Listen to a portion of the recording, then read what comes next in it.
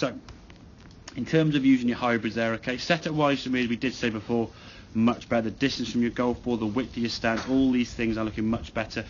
You look a lot more comfortable over the golf balls if you've got a chance to make contact now with the golf ball, okay? So previously when the club was going back, and I think partly due to the fact you were used to being a long way away, your arms had to kind of come nearer your body, and your left arm and your hand would get quite low there.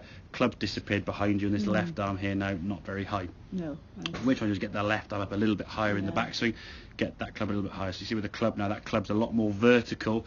Look at the angle of that golf club compared to the angle of that golf club. So a bit more upright. It's going to give you a chance now to get the club back to the golf ball. So left arm being a bit higher, club can come down now.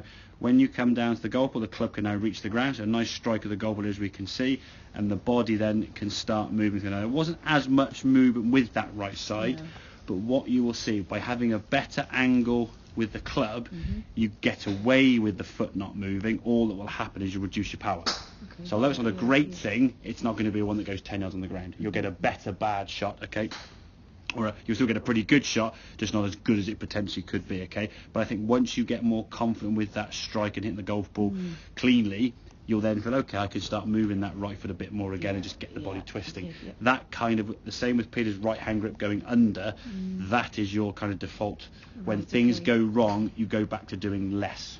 As in, well, I'll just do less wrong. I'll not move as much and hope for the best. If I don't move as much, it can't be so bad, okay? So, and you try and stay very static and just move the minimal amount possible. Now, something has to move, and obviously the shoulders and the arms are going to move, okay, with the club, but if the lower half beneath your hips there stops moving, it's a bit static, and I think you lose a bit of confidence with that ability to rotate. And I would say from lesson 1 to lesson 2, you've got to got the movement and you're feeling more confident. Lesson 2 to lesson 3, you were getting it, and maybe a few games in Italy didn't quite feel as good. It just sort of just going a bit peaking and troughing, okay? But I think with a bit of practice, get some sun on your back when the weather gets better, hopefully, and we get back on the golf course, playing some shots and so on, seeing better shots, understanding if we can get a better angle, we can hit the ground. What you might find, two things might happen. Obviously, when you swing the club a little bit too low round here, reaching the ground was a lot harder, okay?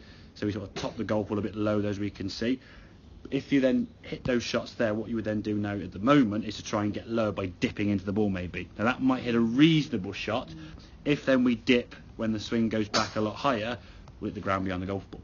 So if you find you're in the ground a bit early before the ball, you may have that slight dip in the swing, or you've gone too steep, which could happen. It's like the old sort of Goldilocks effect. You either be too flat, too good, or too high. And you got to find just right, okay, with the angle, okay. So getting that angle into the golf ball is going to help you a lot more in terms of getting a cleaner strike, and we can start getting a better contact, and then the body will want to move more. Okay, does that kind of make sense there? Yeah. I mean, overall, it's difficult at all. Yeah, exactly. It's human nature. When things aren't quite going so well, we just try and sort of just tighten up and do less. And unfortunately, with the golf game, it actually makes the swing generally worse because the golf swing from the ground to the head, every body part's pretty much moving, isn't it? There's movement throughout the body, from the knees, the hips, the ankles, the feet, all the way through up to the top there. So we've got to get that movement. If we were trying to restrict movement by not moving the lower half of the knees, hips and the feet, okay, if your angles and everything are okay, the ball will just go straight but not very far, which would be okay, but we're limiting how far it can go, okay?